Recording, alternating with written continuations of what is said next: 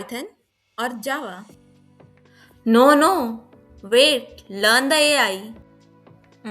I think the Power BI is the best option. अरे रुको, पहले बोलना तो सीख जाओ. Oh shit, what to do now? आजकल लोग बहुत कहते हैं टेक्नोलॉजी सीख लो, एआई सीख लो, पावर बीआई सीख लो, कम्युनिकेशन सीख लो, कोडिंग सीख लो. But do anybody questions which skill is required to learn all those skills? So, welcoming you all to the series A Skill a Week, starting 2026 with the skill which is going to help us in each and every aspect of our life. Life skills. Yes, you heard the right. Life skills. Moving ahead. First life skill, cognitive and personal growth skill. Cognitive thinking and personal growth. Cognitive thinking and personal growth has been categorized into the four parts. First is curiosity, second is reflection, third is critical thinking, fourth is growth mindset. So, first is curiosity. Let's talk about it.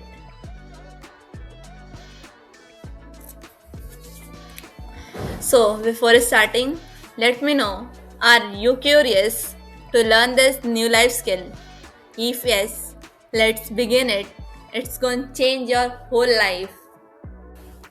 तो चलो curiosity को एक example से समझते हैं. Let's imagine a child walking in the garden and he notices a small snail crawling across a leaf. तो पहला सवाल क्या होगा? Why does it move so slowly? And then he observes it more closely. वो जितने पास से उसे observe करेगा, हाँ, फिर उसके मन में और सवाल आएंगे उस चीज़ को जानने के लिए, उसके बारे में पता करने के लिए. So what's going to be the next question? Does it have legs? How does it eat? Where does it live? To find all those questions answer, he will ask his parents, read a book, or watch a short video about snails. In this whole process, he'll discover that snails move using a muscular foot and produce slime to glide smoothly. That a simple moment of wonder turned into learning, discovery, and excitement, all because of curiosity. So, we could conclude that कि curiosity होती क्या है? जिज्ञासा, किस चीज़ को जानने की इच्छा, किस चीज़ के बारे में पता करने की इच्छा, उसके रूट्स तक जाने की इच्छा, to explore it, to ask questions, understand how things work. It is what makes us say I wonder and then search for answers. So moving ahead, the next topic is reflection. So let's start. Reflection को एक example से समझते हैं. एक college student Ananya, वो अपने teammate के साथ फाइनल प्रोजेक्ट का प्रेजेंटेशन दिया. प्रेजेंटेशन अच्छा गया, लेकिन क्वेश्चन आंसर सेशन में एक सवाल का जवाब देते वक्त वो कंफ्यूज हो गई और टीममेट्स थोड़ा डिसअपॉइंटेड लगे. शाम को अनन्या अपने जर्नल में लिखती है, स्लाइड्स उसकी क्रिएटिव थी और उसने इंट्रोडक्शन बहुत कॉन्फिडेंटली दिया, लेकिन डेटा सोर्स वाले सवाल पर वो अटक गई. उसे उस पार्ट की क्लैरिटी नहीं थी. उसने डिज़ाइन पर ज़्यादा फोकस किया और रिसर्च को टीममेट्स पर छोड़ दिया. तो उसने डिसाइड किया कि वो नेक्स्ट टाइम हर प्रोजेक्ट के पार्ट को समझेगी, चाहे उसकी रिस्पॉन्सिबिलिटी हो या ना हो, और टीम से पहले ही फीडबैक लेगी. क्या आपने इस सब में एक चीज़ ऑब्जर्व की? Reflection process. अनन्या ने रिफ्लेक्शन प्रोसेस को अपनाया. उसने लिखा, पहले आज अच्छा क्या हुआ, फिर गलत क्या हुआ, ऐसा क्यों हुआ, और वो नेक्स्ट टाइम क्या इम्प्रूव कर सकती है. इस पूरे प्रोसेस में हमने सीखा कि रिफ्लेक्शन के बाद अनन्या ज़्यादा प्रिपेयर रहती है, टीम वर्क में प्रोएक्टिव होती है और जूनियर्स को भी गाइड करने लगती है कि प्रेजेंटेशन के लिए हर एस्पेक्ट पर ध्यान देना चाहिए. सो रिफ्लेक्शन का मतलब है अपने एक्शंस को समझना, उनसे सीखना और फ्यूचर में बेटर परफॉर्म करना. ये एक स्ट्रक्चर्ड सेल्फ अवेयरनेस है जो ग्रोथ के लिए ज़रूरी है. सो रिफ्लेक्शन को हम यहाँ कंक्लूड करते हैं. रिफ्लेक्शन इज़ बेसिकली अपने एक्शंस और एक्सपीरियंस को दोबारा सोचना, समझना और उनसे सीखना, मतलब अपने दिन के बाद थोड़ा रुक कर सोचना, मैंने क्या अच्छा किया, क्या गलत किया और नेक्स्ट टाइम मैं कैसे बेटर कर सकती हूँ। Reflection is just stop, think, learn and improve. थोड़ा रुको, अपने एक्शंस पर सोचो, उनसे सीखो और अगले टाइम बेटर करो।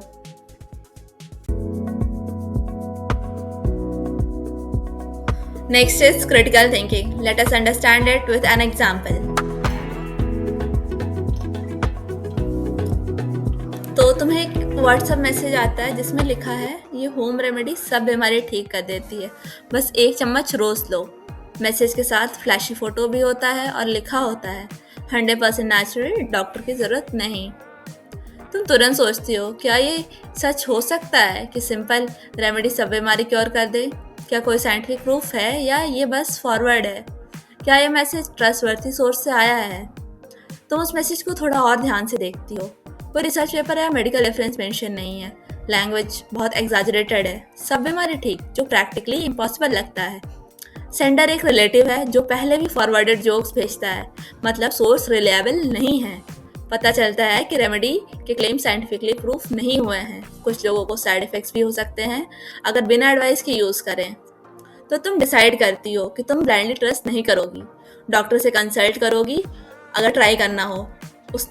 तुमने अपने फैमिली ग्रुप में पोलाइटली बताया बिना प्रूफ के रेमेडीज डेंजरस हो सकते हैं। इस पूरे प्रोसेस में हमने देखा कि तुमने रुक कर सवाल किया, डिटेल में थोड़ा और समझा, उसे कंपेयर किया और फिर डिसीजन लिया। यही तो होता है critical thinking. Stop, question, analyse, cross check, decide and then act.